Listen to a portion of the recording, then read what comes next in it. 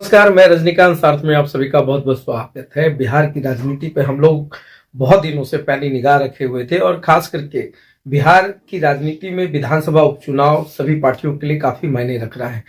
Litmus test है जनसुराज के लिए, तो वही राजद के लिए अपनी जो सीटें हैं उसको बचाना भी एक चुनौती है, तो वही जदयू ने भी अपना पूरा दमखम लगा दिया है। तो ऐसे में तरारी तरेरेगा या बेलागंज में खेला होगा, इन तमाम चीजों पर हम बात करेंगे। राजद नेत्री हैं और काफी दिनों से पूरे बेलागंज से लेकर हर विधानसभा उपचुनाव जहां हो रहे हैं वहां पर काफी काम करती हुई, एक्टिव होती हुई दिख रही हैं। तो आयशा फातिमा जी, सबसे पहले आपका स्वागत है और ये जानने की कोशिश करेंगे कि कहीं बेलागंज में खेला तो नहीं होने वाला है। बेलागंज में खेला तो बहुत पहले ही हो चुका है। और बेलागंज में आप ये समझिए कि मैं जब वहाँ पे थी और मैं जब विश्वनाथ जी जो सुपुत्र हैं सुंदर यादव जी के, जो सुंदर यादव जी अभी सांसद हो गए हैं, तो उन्हीं के समय से बेलागंज में उनकी बहुत अच्छी पकड़ है। वो जब वहां से बहुत लंबे टाइम तक विधायक रह चुके हैं और उन्होंने बहुत कड़ी टक्कर और चुनौती भी दी है। तो बेलागंज के लोगों ने उन्हें सराहा है, उनको प्यार दिया है, इसलिए इतने लंबे समय तक वहां पे विधायक बने रहे। मगर एक वीडियो बहुत वायरल हो रही है, ओसामा साहब भी वहां पे थे और ओसामा के सामने लोगों ने कहा है कि बेलागंज के जो विधायक होने वाले हैं, मतलब उम्मीदवार जो है, उनसे लोग काफी नाराज है कि इनके पिता ने कुछ नहीं किया तो इनको हम वोट नहीं करेंगे। ये भी वीडियो काफी वायरल हुआ है। लेकिन ये वीडियो जो वायरल हुआ होगा, I can not say about it, but मैं जब वहां पे थी, जो मैंने अपना खुद का ऑब्जर्वेशन देखा कि बेलागंज के लोग जो है वो राजद को ही चाहते हैं, वो आरजेडी परिवार। इसलिए लालू जी को जाना पड़ा। लालू जी के वहां जाने से माहौल पूरा बदल गया। और ये लालू जी बहुत ही मतलब समझिए कि एक जमीन से जुड़े हुए नेता हैं और बिहार के लोगों के लिए लालू जी आज भी बहुत सोचते हैं। उनकी इतनी तबीयत खराब थी, डॉक्टर ने उनको स्ट्रिक्टली मना किया था, लेकिन फिर भी वो बिहार के लिए, बिहार के लोगों के लिए लालू जी खुद ही आए और उनके आते ही पूरा माहौल बदल गया।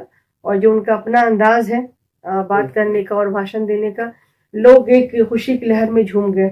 ऐसा तो नहीं था मई समीकरण टूटने का भी डर सता रहा था लालू जी को, नहीं, तेजस्वी जी को या आयशा फातिमा को भी ये डर समा रहा होगा, इसलिए बेलागंज पहुंच गई आप कैंपेनिंग करने? नहीं, बिल्कुल भी ऐसा नहीं है। हम लोग सब पार्टी के सपोर्ट में थे कि जो भी हमारे पार्टी से खड़े हो रहे हैं उनके सहयोग में और उनका हौसला बढ़ाने के लिए हम लोग गए थे। हम लोग चेयर अप करने के लिए गए थे कि उनको वो खुद में ही बहुत प्रतिष्ठित रहे हैं और उनकी पहचान जो राजद के रूप में निकल करके अभी आई है, तो लोग पसंद कर रहे हैं। जनसुराज का हवा कितना समझ में आया आपको? मुझे पहले ऐसा लगा था ना कि बिहार में एक कहावत है विच इज वेरी फेमस के ऊंची दुकान और फीका पकवान। तो मुझे भी ऐसा लगा, क्योंकि प्रशांत किशोर जी जो जनसुराज पार्टी के जो फाउंडर हैं, उनकी वोकल स्पीच मैंने सुनी है, उनकी बातों को मैंने सुना है, उनकी विचारधारा को मैंने देखा है। तो वो बात बहुत अच्छी करते हैं, एक समुदाय को टारगेट करके उसको आगे लाते हैं, लोगों की अपनी पॉलिटिकल बातों को वो एक इमोशन के साथ लोगों के अटैच कर देते हैं। लेकिन आप देखेंगे कि सिर्फ वही बात कर पाते हैं, रादर उनके जो कैंडिडेट्स हैं उनमें वो बात नहीं।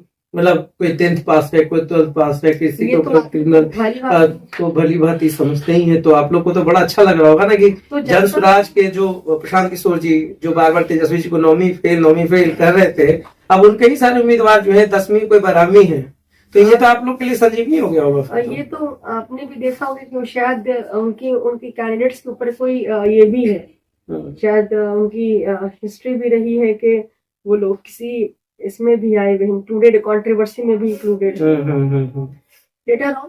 तो जनसुराज ने जितना एडवर्टाइजमेंट किया है, जितनी सारी बातें की है, जितनी सारी वो ज्यादा आपको दिख नहीं रही है जितनी बातें हो गई। नहीं देखा, लोगों का माइंड सेट है, लोग वहां पे जो है बहुत ही जागरूक हैं, बेला के लोग बहुत समझदार हैं और उन्हें भली भांति पता है कि किसको सपोर्ट करना। मतलब बेलागंज में आप लोग खेला करेंगे और बाकी और भी तरारी सीट है, रामगढ़ सीट है, इमामगंज सीट है, सब जगह पर आप लोगों का भी दाव प्रतिष्ठा सब कुछ लगा हुआ है। बिहार शरीफ में एक आपका बहुत बड़ा एक लाइन चल रहा है लड़कियों के संदर्भ में, महिलाओं के लिए कुछ आप बात कर रही हैं कि उनके लिए एक नया कुछ इमेज आप गढ़ने की कोशिश कर रहे हैं बिहार शरीफ में, रोजगार के ऊपर फोकस कर रही है, वो कौन सी रणनीति है, थोड़ा उसको शेयर करेंगे आप? मैं कहने से ज्यादा करने में विश्वास रखती हूँ। एक कहावत है इंग्लिश में, वॉकिंग डॉग सेल्डम बाइट, जो गरजते हैं वो बरसते नहीं और जो बरसते हैं वो गरजते नहीं।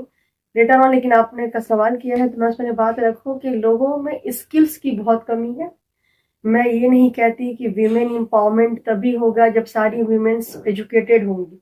एजुकेशन प्राइमरी है और हमेशा से था और रहेगा भी, लेकिन एजुकेशन के अलावा भी अगर हम देखेंगे ऐसी बहुत सारी वीमेन्स हैं जो बहुत घर में उनके अंदर स्किल्स है लेकिन उनको प्लेटफॉर्म नहीं मिल पा रहा है। उन्हें प्लेटफॉर्म की जरूरत है कि वो आगे तक आए और जो जिस क्षेत्र में माहिर है उस क्षेत्र में उनका फ्यूचर भी सेट हो।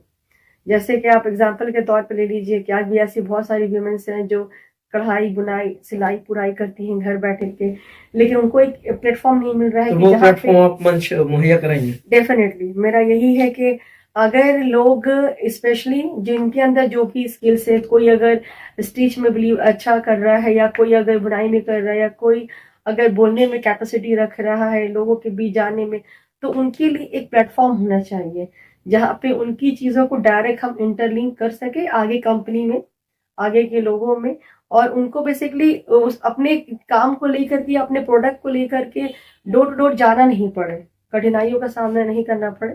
तो बेसिकली इसके लिए भी है। तेजस्वी जी से आपकी मुलाकात हुई थी हाल फिलहाल में, तो तेजस्वी जी ने क्या कहा आपको? बिहार शरीफ के लिए तो आप बहुत काम कर रही हैं और जो विजन है उसको देख करके तो लग रहा है कि आप मजबूत स्थिति में आएंगी, लड़ाई करेंगी, फाइट भी करेंगी।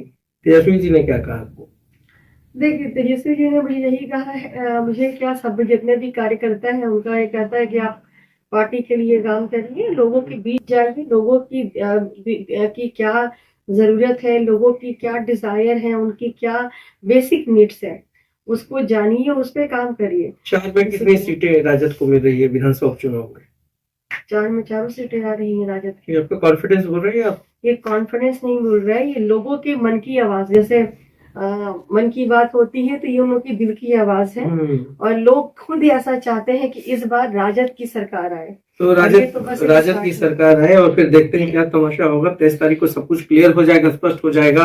तो बिहार शरीफ से आयशा फातिमा है, नेत्री है राजद की और काफी कुछ समीकरण देख रही है, समझ रही है। बहुत सारे जो उपचुनाव हुए उसमें उन्होंने कैंपेनिंग भी किया, बेलागंज भी गई, इमामगंज भी गई, तमाम सीटों पर गई है और हर कुछ देखने के बाद पूरा खेल जो है 23 तारीख को क्लियर होने वाला है। तो राजद कितना अच्छा परफॉर्म कर सकेगा वो भी देखेंगे। पॉलिटिकल सिनेरियो क्या बनता है और किसकी जीत होगी किसकी हार, साम हाथ की खेल है। तो देखते रहिए साथ। बहुत बहुत धन्यवाद।